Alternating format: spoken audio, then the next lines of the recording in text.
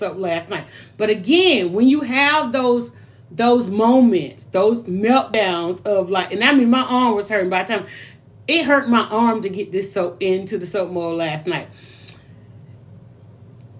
It's gonna be okay.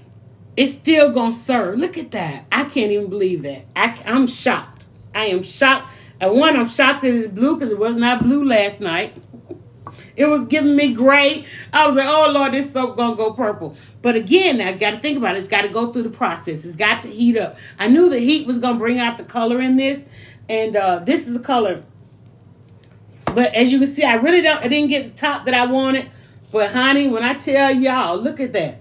Now, normally you would get this kind of swirling with a hanger swirl.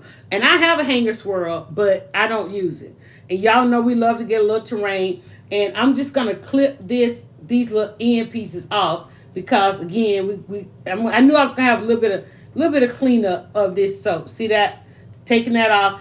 Again, because we wanted to look, again, true real estate of the soap. And the label's going to go across here. We cut our soaps in 1 inch. You're going to get about 4.5 to 5 ounces. And it's a little wider than your normal soaps.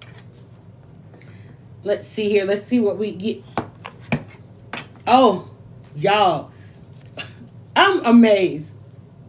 Y'all saw how much the white didn't want to incorporate into the blue. But look at that swirl.